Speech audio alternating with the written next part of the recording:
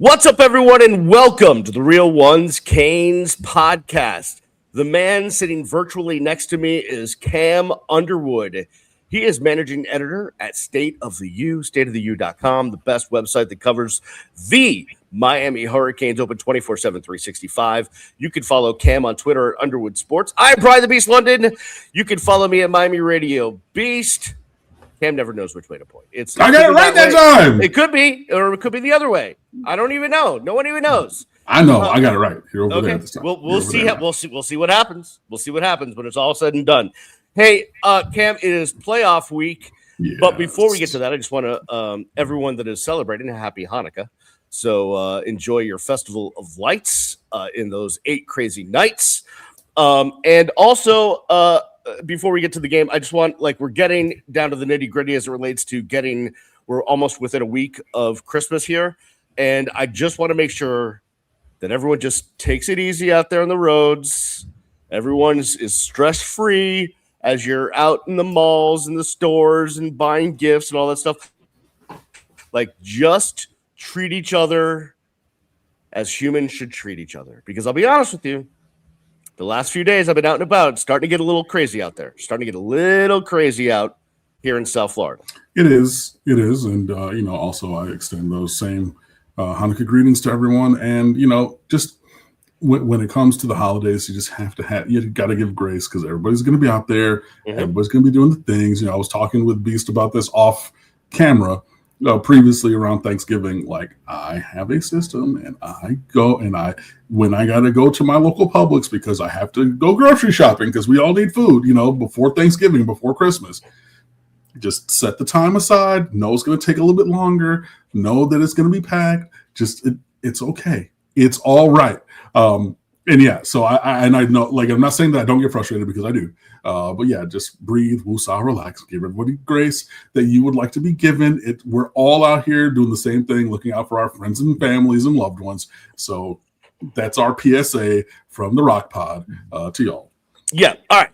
Let's get down to it. It is, I think, the best opening round college football playoff game. Amen. Coming your way on Saturday between the 10th seeded Miami Hurricanes at 10-2 and the 7th seeded Texas A&M Aggies at 11-1. College Station, Kyle Field, probably about 110,000 when it's all said and done. Although an 11 a.m. start, maybe they'll be a little bit tamer, by 1%, they'll be a bit tamer than they would be if it was a primetime game. 11 a.m. local. Yeah, 11 a.m. local, noon here on the East Coast. Cam, listen, I've been going over this game for days now since it was announced, and these teams are eerily similar in just a lot of ways. And we'll get to predictions and what we think will happen, but let's dive into it as you've been studying things as it relates to the University of Miami's perspective. What do you see as the challenges that Texas A&M presents this University of Miami team? It's a championship caliber, a playoff caliber contending team on the other side, on both sides. I think that these teams are really very close to mirror images of each other. They're largely constructed the same, especially along the lines of scrimmage, which we know Mario Cristobal finds foundational to just the sport and the way that he wants his teams to play. Texas A&M has a big physical offensive line, a big physical defensive line. The ACC Defensive Player of the Year is Ruben Bain on one side. The SEC Defensive Player of the Year is Cassius Howell at defensive end on the other side. So when you're looking, you're like, okay, well, big, strong lines, both sides. One of our edge rusher, Conference Defensive Player of the Year. Their edge rusher, Conference Defensive Player of the Year. They have a dynamic slot receiver. We have the same thing. They have a dynamic quarterback. It's a different level or a different flavor of dynamic, but we have the same thing. They have a cadre of running backs with one, really being big and strong and, fast and everything, but he's kind of that whole package, but he's battling a little bit of injury. We have, a stocked backfield as well. They have talent all over the place on defense in the, back seven. We do as well. everywhere you look, it's really Spider-Man looking at Spider-Man, the meme, man. Like these teams, from a personnel and construction standpoint, are way, way, way more similar than people are giving credit for. That's the thing that first of all stands out about me. So regardless of any predictions, regardless of anything else, I've always maintained, and I've said it on here, respect all opponents and fear none. But when you look at this, this is probably the best team that we're going to play this year. Well, we'll have played, even over Notre Dame, right? But in that same caliber of team. And again, I think you and I both agreed Miami should be here instead of Notre Dame. But nobody was calling Notre Dame a 2-10 dregs of the earth kind of a team. No. That's a very, very good team who could have, and I think should have been in the playoffs over Alabama, but it's that same kind of a thing. So that's the first thing that really stands out about me, or to me, about this game. If you're looking, well, I'll just leave it there. The first thing is, just monsters, both sides of the ball, teams really built in similar kind of ways. And I think that's going to make for a very good matchup. This is, a 2.5 point line. Like, this is a one-score game either way, kind of thing. Which I mean, 2.5 points, 3 points is automatically given to the home team in most matchups. So that means if played on a neutral field, this would be a pick'em. This is a pick'em. Which is about what this game is, Cam. It is the most important football game that the University of Miami has played in the last 22 years, something like that. But I mean, I think that there's been only that really because of lack of execution in other games that could have led to this kind of a thing. Like if you look back last year, the most important game that we had played in 20 years was a Syracuse game. We're up 21-0, 3 minutes in the second quarter. What happens? 2017, undefeated last week. Black Friday, I was at my friend APD's house because I went up there for Thanksgiving with him and his beautiful wife. And Black Friday morning at noon in Pittsburgh, a 10-0 undefeated. Remember, we had a hurricane cancel a game that year. Undefeated going into the last game, Miami Hurricanes team. What happened? So, there's been other chances to get to this level, but we haven't been able to do that. So credit to Miami for being able to take this step to get to this point. Well, the reason why I say that this game is more important than the last two that you mentioned is it's a postseason game. So anytime you get to the postseason in any sport, unless you're talking about the Pop-Tart Bowl, in which case it's not as important. But anytime you get to a game in the postseason, the energy, the everything that's on the line, everything is just amped up, and so that's why that's why I say that. Sure. Let's talk about the quarterbacks in this matchup, because while I think the ground game is going to be key for both teams, I think that one of these quarterbacks is going to make a play that maybe gives their team the edge in this matchup. You got Carson Beck on one side. I don't think there's been many people at the quarterback position that have been playing better over the last month of the regular season than Carson Beck. He's been unbelievable. On the other side is Marcel Reed. He's also a great thrower, but he also has that dynamic of being able to run when he needs to. I think this game has two really good college football quarterbacks, and it's going to be interesting to see how they show up on Saturday and how they react to two very good defenses. I agree completely. Yeah, this is a game this is why you pay the money for Carson Beck or whomever, I'm not making the comparison to Cam Ward because they're very, very different players, but this is why you paid Cam Ward. Now, I know that the team wasn't as good in the defense, but whatever it is, this is why you pay that money. And, credit to Marcel Reed for developing and getting the opportunity there, with the prior players not necessarily working out and then stepping into the spotlight and, being the Lou Gehrig to the previous Wally Pipp and taking that job and never, ever, ever giving that job up. This is a kid who, players and coaches for Miami have talked about highly because he's very talented. and he can scramble, but he keeps his eyes down the field. And the thing is, they make his scrambles turn into explosive plays, basically. Yeah, yeah. And that's the key thing. Whereas Carson, his scrambles will turn into moderate gains to maybe a first down. Right. But usually when, like, if Marcel Reed really breaks structure, then you're having to extend your coverage on the back end, and then, okay, we can find a play and go vertical. Whereas Carson, like, he'll go through his progressions and he'll take off more now. I think that he feels really fully healthy in his body to maybe take a hit on his arm carrying the ball that he was not willing to take earlier in the year. Fresh off, closer to when his elbow was reconstructed. But yeah, two different flavors and styles of player, but really, really talented guys. And like, let's not forget, like, Carson Beck has played a lot of high-level football, man. Like, a lot. Yeah. So, I mean, no, he's not a prior 4-time champion who transferred over here and everything. Like, I'm not saying that, but like, let's not just say, okay, well, I did a Q&A with the SB Nation sister site from Texas A&M, and I asked them questions about it and everything. Like, oh yeah, and their questions for me were, well, how is Miami going to handle, Kyle Field? And I'm like, we've gone places and emptied out other buildings for years, especially in these last 2 years. And even this year, like, we're like, though it's fine that they're going to have a bunch of people there. Those people in the stands cannot make plays. Right? They can cheer and everything all that they want to. It's dudes on the field who are going to make the plays. And there's several guys on our starting lineup who say, I love the away game energy. I'm good.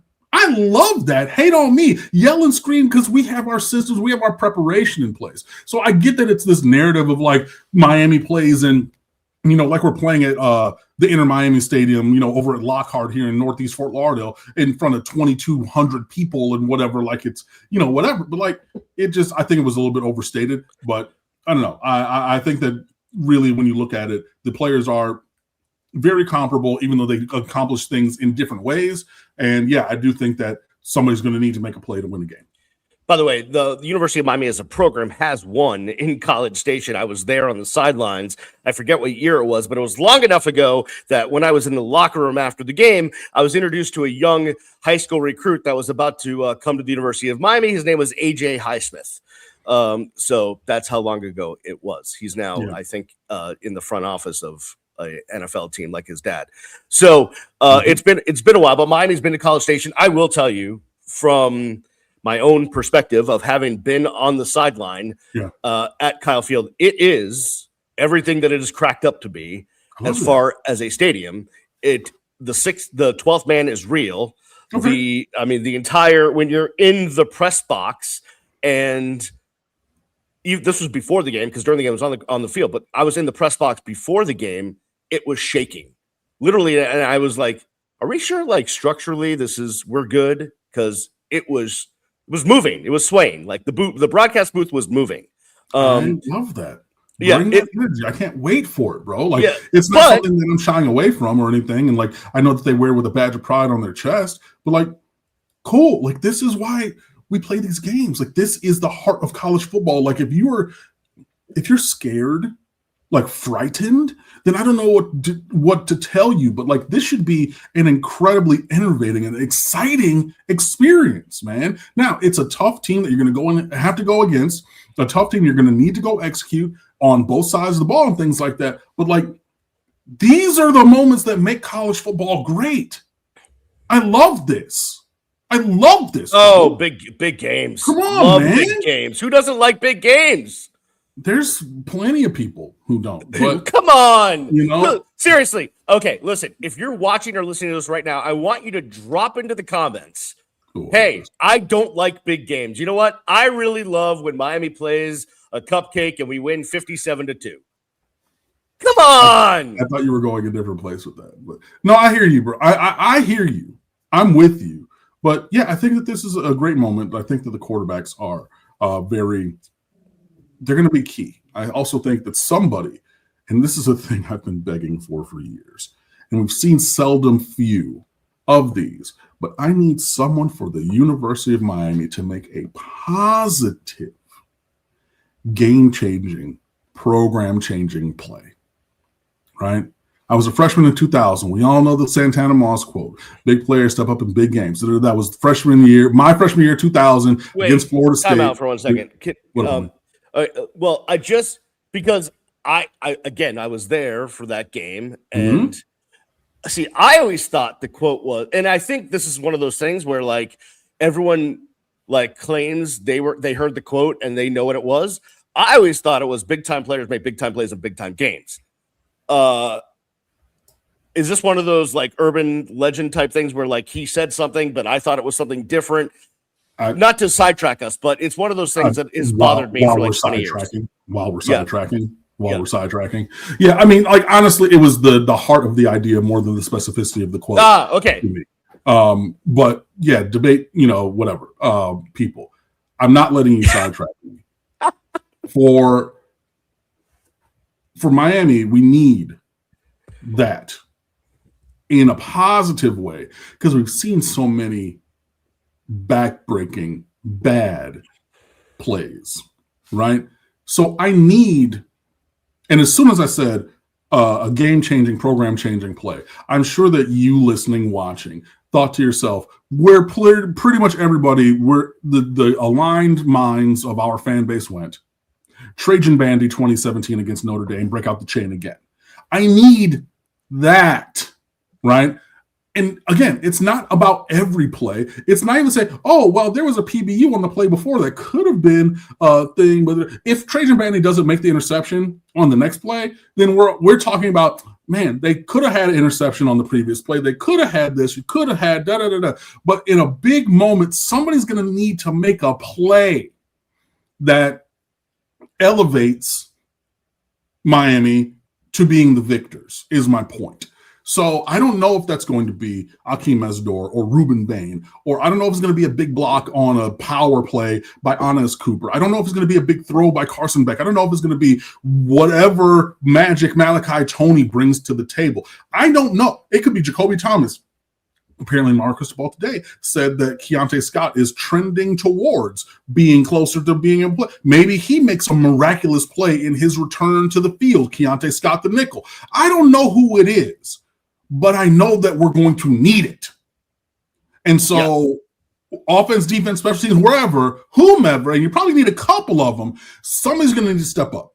And while I say that in the viewpoint of the University of Miami, our alma mater and the team that we're really talking about, it also stands to reason that Texas A&M is looking for and would like one of those or a couple of those plays to help them. Because again, I think that these teams are very, very, very closely matched. So a game-changing, game-breaking kind of a play will be the stuff of legend that will propel a team, whomever, forward to the next round of the playoffs. So that's really what I'm looking for. It'll be interesting because especially if you look at Miami on offense, which is a point that I want to bring up. The two things that Texas A&M struggles with are, and I had a friend look this up and tell me, Texas A&M is in the 115s or 100 teams. I know where you're going. In defending inside zone. Yep.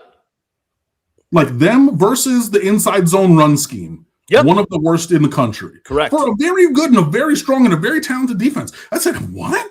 I said, yep. So it sent me a thing. Cool. So that's one.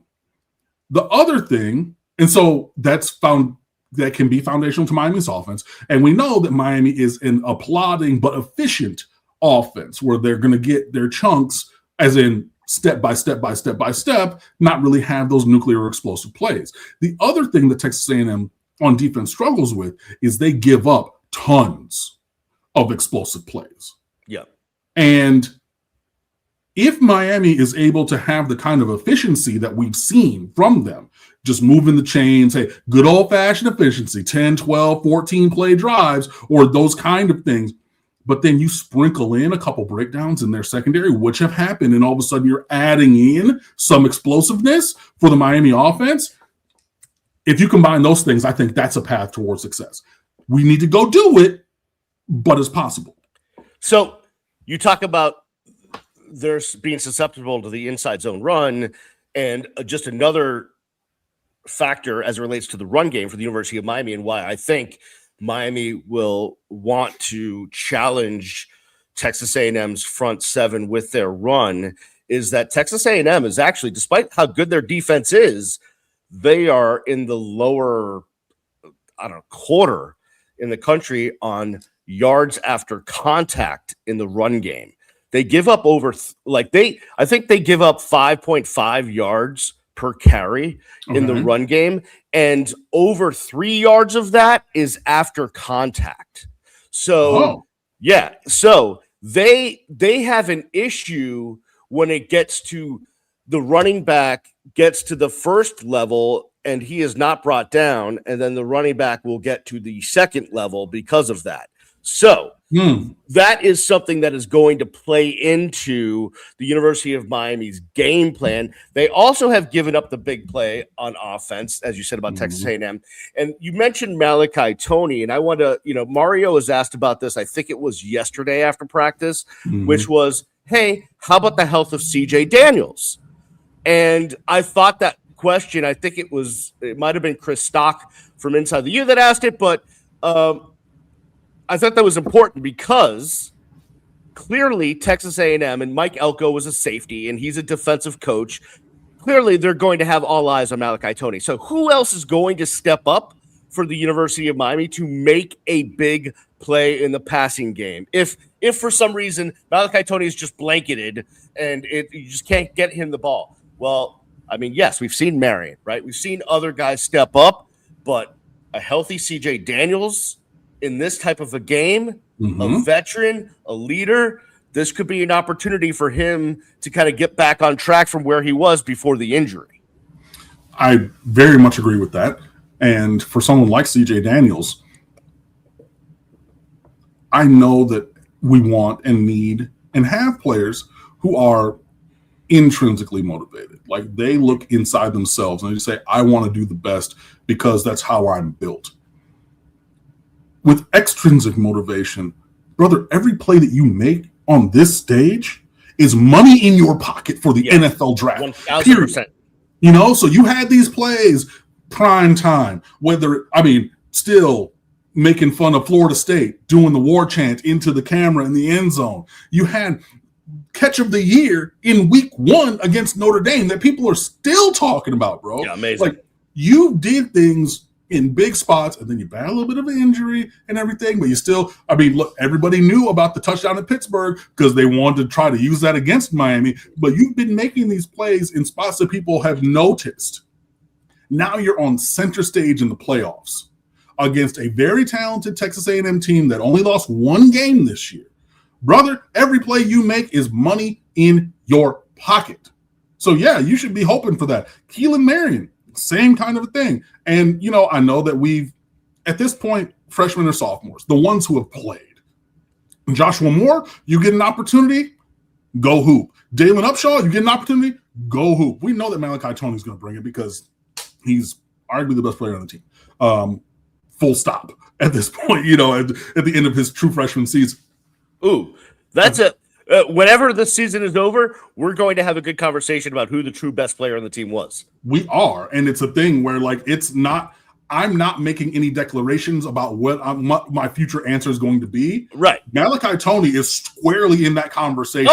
Whatever the outcome is, you know what I mean? So yeah, but you got to go out there and make those plays. I think that's a great question by whomever asked it about CJ Daniels. But the opportunity exists for lots of players.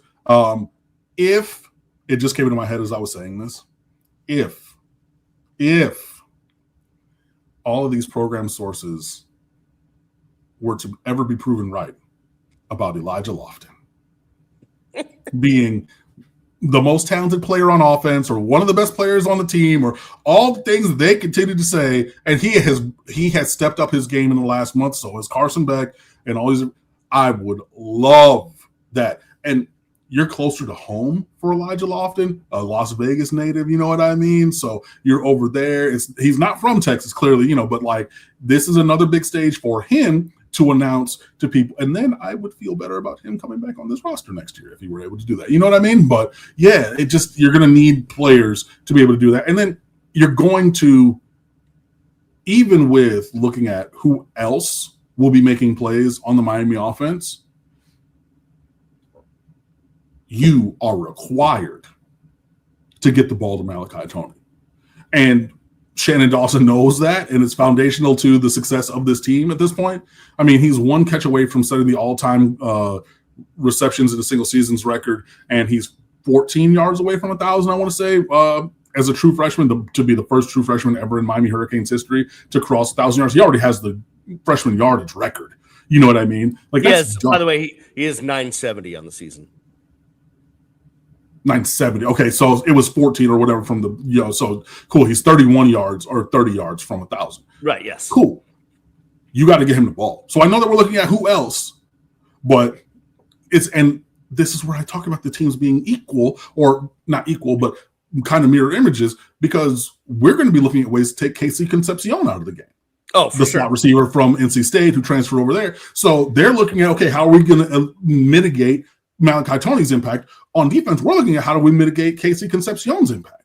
Well, let's think about him for a second, but we'll do it on the other side. Okay. We've got a lot to get to as it relates to this game, and I'm going to make Cam angry because I'm going to bring up something I know he doesn't want to talk about, but not in the way that he thinks we are going to talk about it. So we will see what Cam's anger looks like on the other side. You are listening. Perplexed. Whoa. Okay. You're listening and watching the Real Ones Canes podcast. We're back here on the Real Ones Canes podcast. He is Cam Underwood, managing editor, State of the U. Follow Cam at Underwood Sports. I'm Brian the Beast London. Follow me at Miami Radio Beast. Cam, stateoftheu.com. It is the best site to go find your Miami Hurricanes coverage. I just took a glance, all sorts of great stuff up there. What do we got at stateoftheu.com for the people to chew on after they listen or watch this podcast? Bunch of great stuff. I actually misread our timeline and editorial, so I will actually be putting something up later today. But here's our website. Casey Nevijay says the word of the day is antsy. So he has ants in his pants getting ready for the college football playoffs. Here is our opponent Q&A with Good Bull Hunting, Robert Behrens from their site. I got to ask him a bunch of questions. I thought this was going to be a two-parter, but whatever. So 12 burning questions that I had for him about the Aggies and his responses. So you have that. We have our Monday musings. We have AP All-American stuff. We have our story stream for the playoffs over here on the left. And then next to that, we have our story stream for National Signing Day, which I'm leaving up as well. Jake Marcus, Miami made the playoffs. Now what? We have 5 of 5 down from Craig T. Smith, all of that, and plenty more coming your way, stateoftheu.com. So please come fan with us. We got lots of great stuff, guys, for the low price of free, and I'm writing a couple more pieces and all kinds of stuff. So yeah, we're very excited, just like, on the website, like we are here on the podcast about, Miami making the playoffs and moving forward, hopefully. Stateoftheu.com is what you need to go to. Let me ask you a question. In your Q&A with the opposing site for Texas A&M, did they ask you questions too? They did. I just have a question about that. You don't have to. You don't have to go crazy here. Besides asking if Miami could handle a crowd, which has been overblown, what else did they want to know about the University of Miami? They have not posted my end of the Q&A, which is unfortunate because I definitely did that. Let's go and look because I honestly don't remember. Perfect. Let me see. And I'm me, so I pushed back on the framing a little bit. They asked a question about basically what do we feel about the season? They used the word roller coaster, which I pushed back on. Asked about Carson Beck, offense, defense. They wanted to know about the away game and the atmosphere, and then just kind of behind the curtain, so who are some of the playmakers on this team, and a couple other things. So just your general kind of stuff. I tried to dig a little bit for some specificity on some things just because I thought it was interesting. They're an interesting team, and they've been very successful. So, I looked at it a little bit differently. Yeah. So just real quick, before we jump into their offense against Miami's defense, I'm just looking at – listen, they beat Notre Dame 41-40, right? And other than that game, most of the rest of their conference games were against the worst part of the SEC, the lower half of the SEC, I would say. Mm-hmm. I mean, like, it's weird to say that LSU wasn't good, but, you know, they fired their coach for a reason. Mizzou was ranked at a point. I get that. But, you know, they almost lost to South Carolina. They were down by 27. They played Florida, Arkansas, Mississippi State, Auburn. Like, these aren't the creme de la creme of the SEC. And then they rolled into Texas and lost by 10. So what are we to make of that as it relates to how good they are?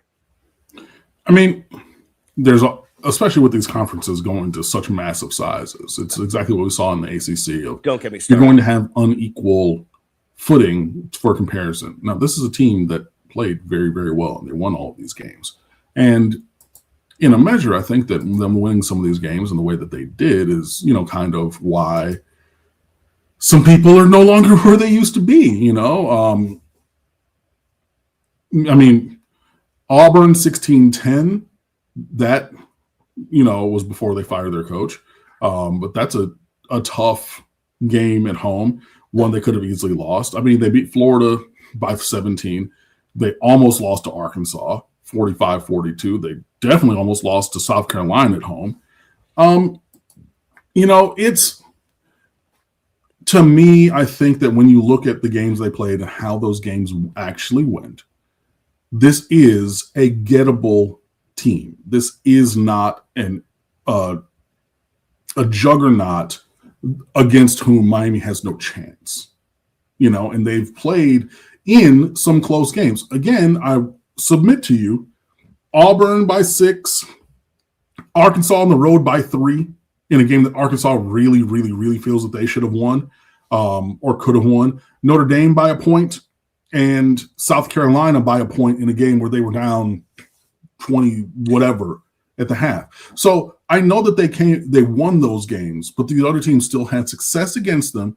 And so to me, it just says if you're able to sustain your success, which the other teams had, but it was unsustainable. Like, they had the success to a point, and then it kind of flipped up.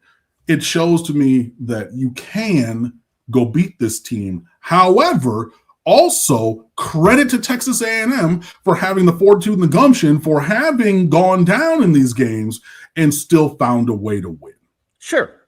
Listen, they're a really good team. They're a very good team, guys. Very good team.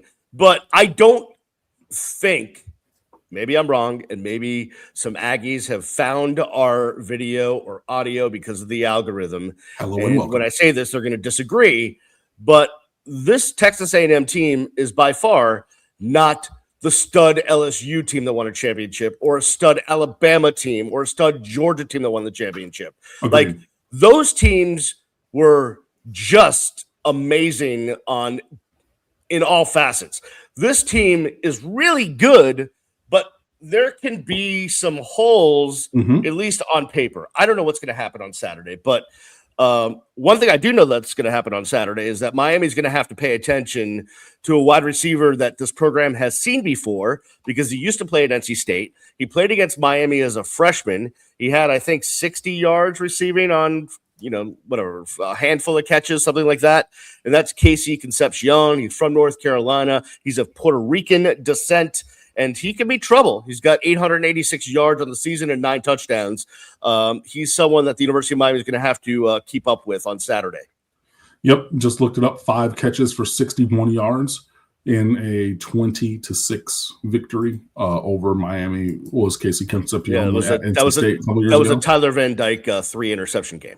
Yes, it was, with only 6 points. But yeah, Casey Concepcion, he was a freshman All-American for his performance that year. You know, he is a dynamic playmaker from Charlotte, North Carolina, 5'11", 190. He's a guy who has, 2 punt return touchdowns this year, 9 receiving touchdowns, a rushing touchdown. So a jet sweep, I think, kind of a thing. So again, when you look at how he plays and what he does and the scheme of the offense, it's a lot like what Malachi Toney does. Not the same guys, but, in that Swiss Army knife, utilitarian interior offensive threat from the slot position. So, yeah, this is a guy that Miami's really going to have to pay attention to. You're going to have to look at all of the different kind of route combinations, whether it's running the over route that's kind of a bendy, whether it's a seam route, whether it's a whip route, whether, just one-on-one on third down. If you're playing man, you're going to have to really account for him.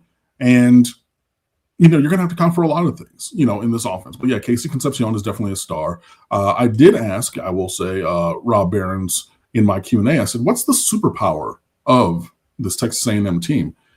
And I'm giving away some of the sauce on stateofleague.com for free, so you guys are welcome. But his answer surprised me, and he said it's the passing game for Texas A&M. That's our superpower. I was expecting something about the defense. I was thinking something about Cassius Howe, and I just asked it open-ended. I just said, yeah, whatever. And, yeah, he said the passing game, and Casey Concepcion is a huge part thereof. So you're going to need to find ways to address and mitigate that. Now, Miami has done very well on pass defense this year, as opposed to previous years. Where is hold on? I need to get here. Passing defense split stats. 2,300 yards with 11 tuds and 12 picks for opposing teams this year. And when you think, okay, that's 191 yards a game average allowed passing. This defense is really, really good. And you're thinking, okay, well, I don't have context for that, Cam. Last year, click website, Miami gave up 215 yards per game, but 22 tuds. If you go back, again, 216 yards per game. You go back 233. If you go back 251, you go back 240. So you're talking between 35 and 40 or 50 yards fewer pass yards allowed on average, and the first time in forever that we've had more interceptions than touchdowns allowed. So, you have a defense with the ability to be competitive against the pass, and you are very hopeful, again, that Keontae Scott is able to return because it's a big part of that, and you get the pass rush up front to make Marcel Reed speed up his tempo and then not have time to find receivers. The interesting thing is their receiving core, just the receivers, are actually smaller. They're not very tall receivers. Now, they do have some tall tight ends, including a 6'6" dude from Sweden, which is an interesting situation. It's like, oh, we need a big guy. Bring in the Swede! Theo Melin Åström. Yeah. TMO. Feel free to, I'm not going to go beyond that. So that's going to be some interesting matchups. I want to talk about the running game for a second because they've got Ruben Owens II has 112 carries, 618 yards, averages 5.5 yards a carry, has 5 touchdowns. Their second leading rusher is Marcel Reed, right? 89 carries, 466 yards, and averages 5.2 yards per carry and 6 touchdowns. Now, their third leading rusher is a guy that's really good, Le'Veon Moss. He suffered an ankle injury earlier in the season, so he only had 70 carries and 389 yards. But he is rumored to be coming back for this game. He's been practicing for a few weeks now. So that could be something that Miami has to contend with, is not only a running back and a quarterback that can run, but now two running backs that are really good and a quarterback that can run. And your bigger, better running back potentially returning. Right. I know that the Owens kid, 5-star recruit, everybody wanted him.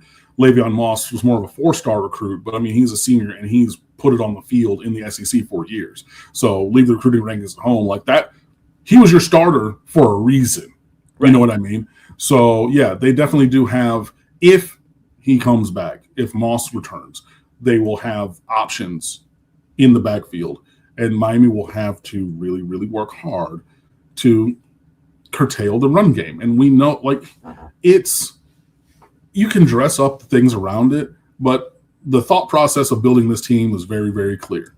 Mash people in the face on offense and run the ball down their throats. Stop the run and put them into third and longs on defense, and then be able to bring blitzes and coverage, packages to disrupt them. That's just, you can debate the finer details, but that's your macro kind of view of this team, their construction, and the way that you want to play. So, yeah, you're going to obviously want to focus on stopping the run, and you're going to have to contend with Le'Veon Moss and Ruben Owens II, and some Marcel Reed scrambles, because you cannot play man free and turn your back to the quarterback, because he will take off and he will hurt you with his legs. I'm very interested to see Corey Heatherman defense again against an athletic quarterback. We've faced them several times this year. We've done fairly well. For the most part, you curtailed CJ Carr, but you had a couple of plays that he was able to extend that turned, into big plays. You did a yeoman's work, the best job of anybody in the country against Byron Brown.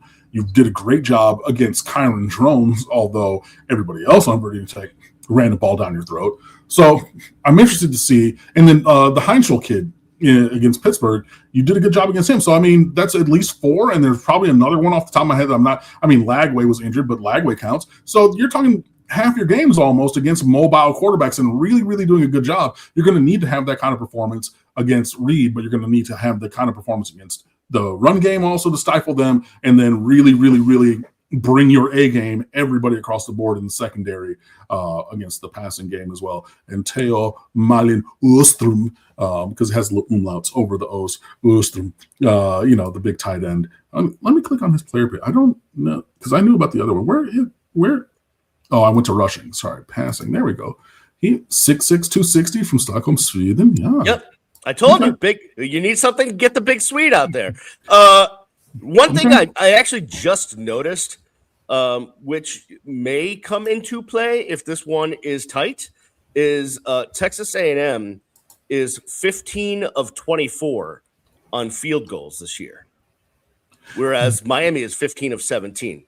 So they've missed 9 field goals this season. Also, their touchback percentage is only 64%, whereas Miami's is 89%.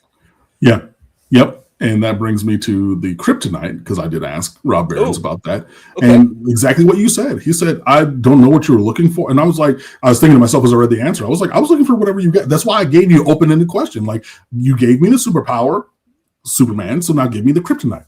He said special teams. He said the kicking game. He said it's been a roller coaster. It's, almost cost them games. The field goal kicking, the punting, the place, the kickoff kicking, and coverage units, like all of those things in special teams. That's what he noticed. So, good on you for bringing that to the forefront. And that just also supports what I heard from, a Texas A&M Aggie, and one of their lead riders over there at Good Bull Hunting. So, yeah, very interested to see how Miami can leverage that to their success against Texas A&M.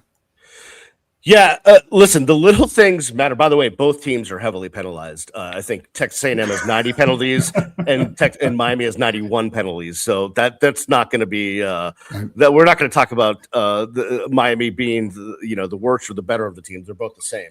I literally have that on my screen on this other tab. Yeah. Here. So yeah, I was thinking the exact same thing. 13 penalties at Notre Dame. Okay, so it wasn't just us. By the way, and then 13 the next week against Auburn. Kept that game close.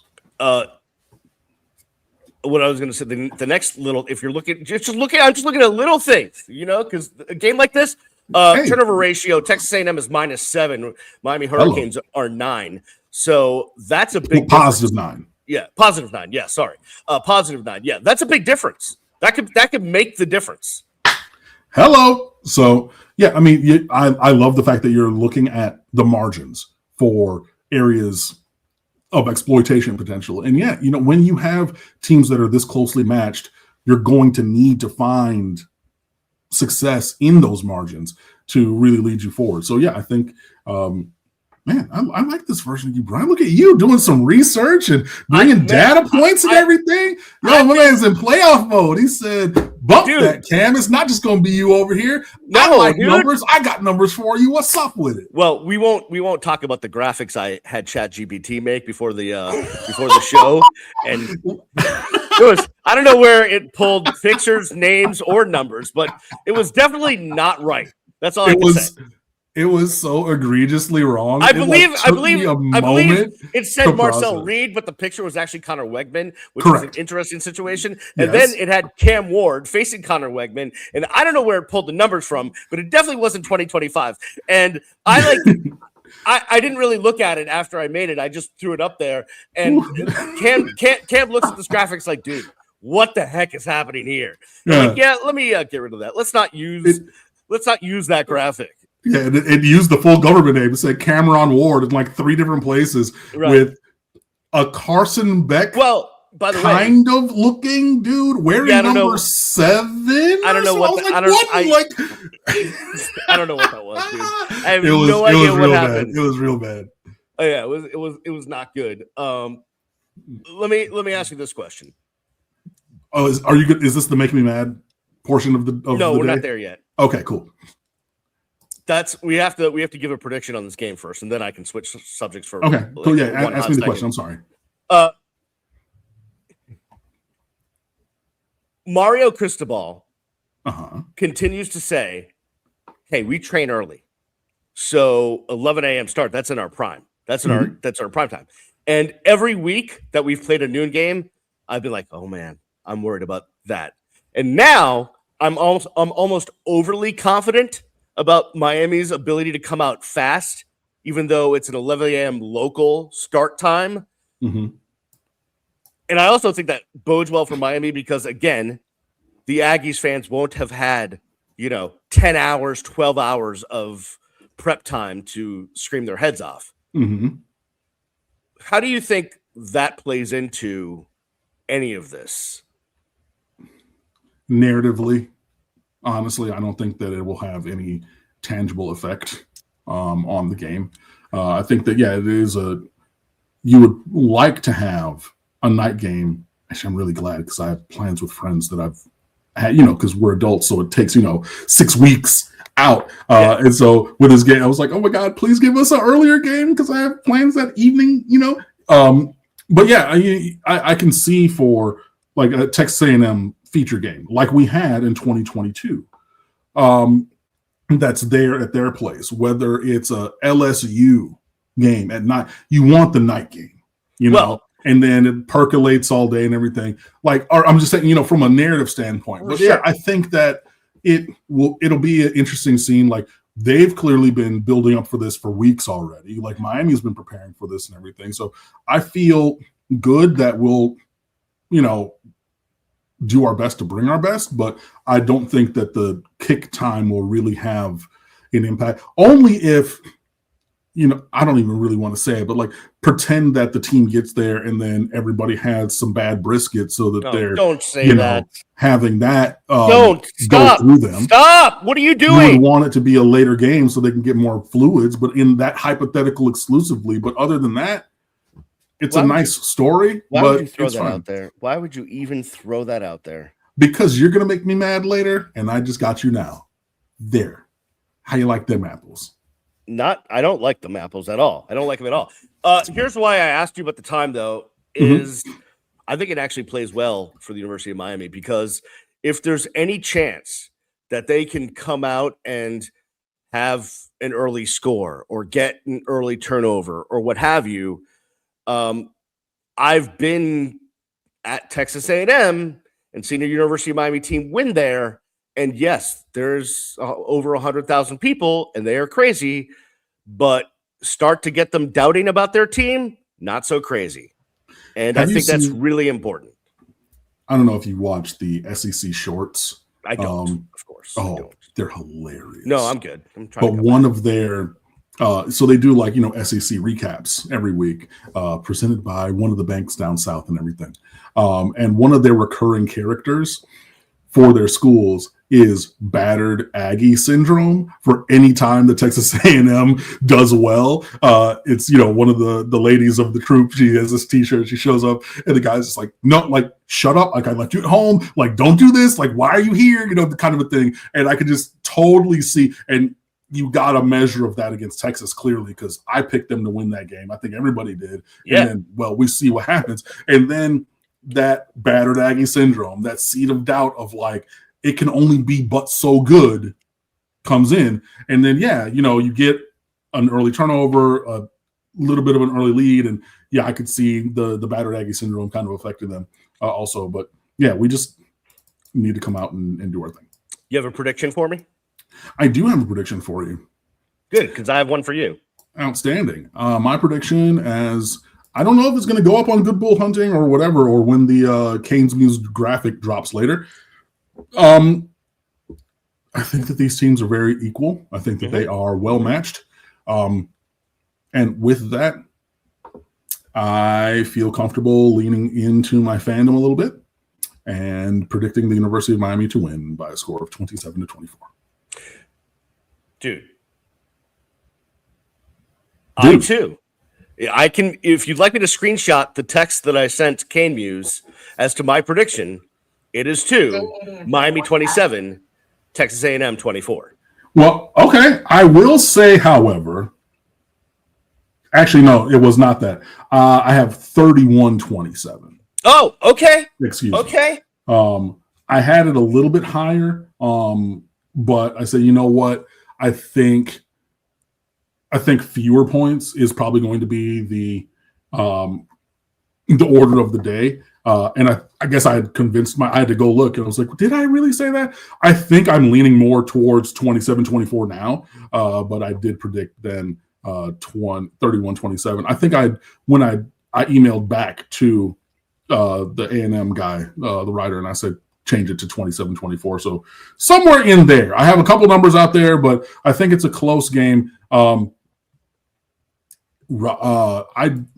It's a little bit of bravado, or a lot, however you want to look at it. All I will say, without giving you the score, when I asked, and it's up on the website of StayU.com, please go fan with us, please go check it out. He predicted a double-digit A&M victory. And I just questioned that, because I'm like, we haven't lost a game by double digits in 2 years.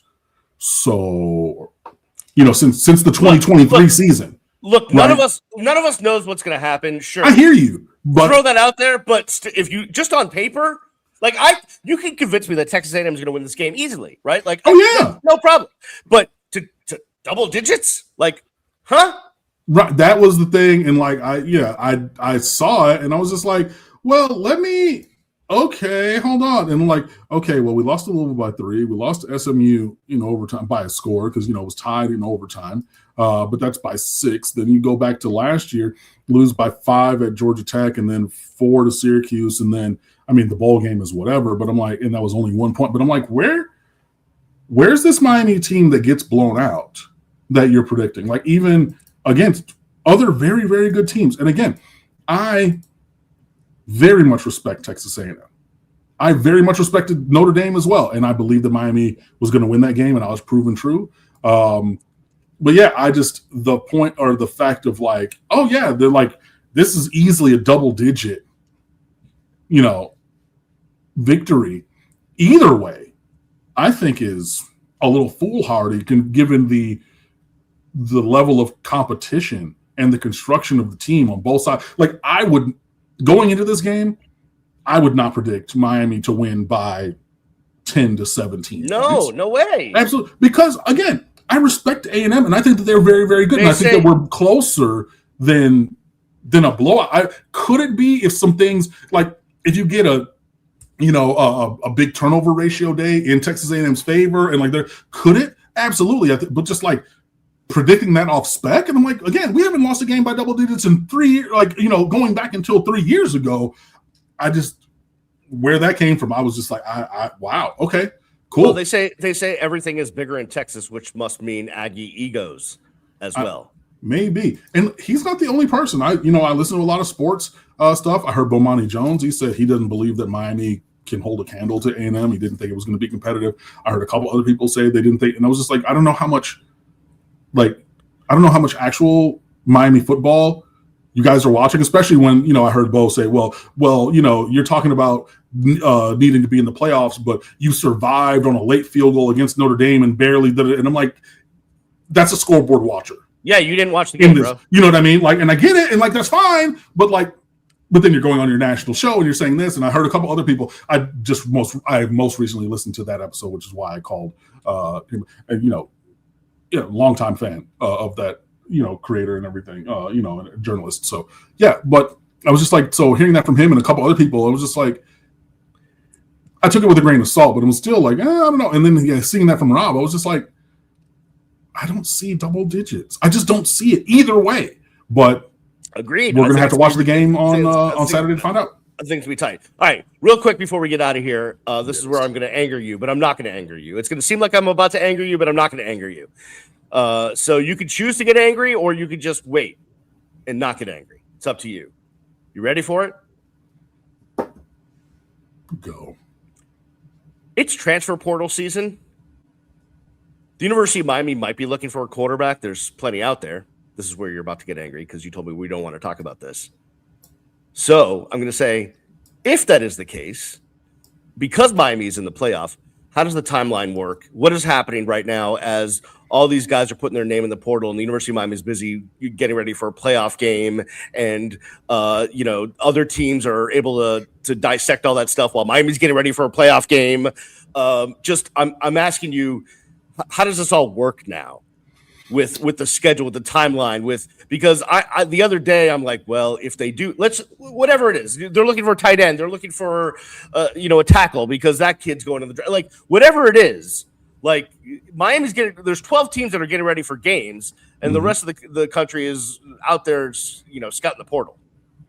I mean, in a similar way to Shannon Dawson, who was up for a couple of head coaching jobs and was asked about it this week, and he said, well, I do my job here and I've hired people. So basically my agents and representatives, they make the contacts and they do the things. And at any point that I'm brought into the conversation, then I'm brought in. I think it's the same thing kind of with the portal. I think you have, I know you have a robust recruiting department, talent acquisition, paradigm and everything. And you let those people connect with the representatives, and you kind of set your parameters of what you're looking for and, whatever, and you kind of let them go with it to a point, and then in the times that you have allocated for evaluation and things like that, like you do that job. And we know that Mario Cristobal is tireless. We know that he is always focused on building this roster and recruiting and all these different kind of things. But yeah, you really lean on the program that you have in place, the structures that you have, and let those people do their job. So if you have a director of player personnel, which we do, if you have a recruiting department lead, which we do, you let those people really take the lead in that because they're not focused on-field pursuits presently. So, and then you focus your energy on field, and at such time that you need to get brought into the situation. And I'm sure they probably have meetings daily where, okay, cool. Even if it's a 15-minute walk with me meeting, like, cool. Y'all got, all the people who need to say something, walk with me because we're going over here, download me on the information, and then really turn your focus to it. And, Mario Cristobal said it on his Monday presser, like, okay, with this timeline and the calendar like it is, so basically cancel Christmas and do your job because the portal opens on January the 2nd. So you got to have this is where building and setting up a cohesive program comes to the forefront. Because if you're seeing all these players across the sport, they're letting all the, recruiting writers and journalists know through their agency or representation. So, okay, I'm the player. I tell my reps to do it. So then it's a big, my people call your people kind of a thing. And then we go get the big boss when it's time. This is why you've built the infrastructure that Mario Cristobal has. And I just urge you, I don't even know if this is possible, but I'm sure it is because it's the cyberwebs, everything lives forever. Go look at the amount of staff that Miami has as it relates to football now compared to like 10 years ago or even, 7 years ago, whatever it is. Like it's exponentially greater. And it's because it's a 24/7, 365 sport that there's no days off, as Bill Belichick would say. By the way, I'm not worried about the portal because you can just give your cousin a call and we'll be all fine. On that note, nice. On that note, Cam, I look forward to meeting you sometime post game, whether that is Saturday or Sunday, and we will recap the game for everybody. And hopefully, we have another one to prepare for. Hopefully, we're doing the show a week from now, getting ready for Ohio State. In which case, I will be doing the show from blustery Connecticut or Boston, wherever I may be on my travels up to the Northeast to go see family. And then I will be depressed. It'll be dark at 4:00, and I'll be telling you why the 700 reasons why I moved to South Florida and have never moved back. If you're going up there, when we do a show from up there, can we get you to do a stand-up outside like you're on the Weather Channel? Please. Oh yeah, sure. I'll only if it's actively like snowing and blustery and everything. If it's blustery outside, I will do the like if I'm in Connecticut, I will do the show from my brother and sister-in-law's porch outside that is just open to the wild west of wind and weather. I love that. For me, I will be entertained. So either way, definitely looking. I will have earmuffs over my earbuds. It'll be amazing. On that note, let's go Canes. We will see everybody on the flip side. Let's hope it's after a victory. For Cam Underwood, managing editor, State of the U. Go check it out at stateoftheu.com. I'm Brian the Beast London. We will see you next time right here on the Real Ones Canes podcast. Peace.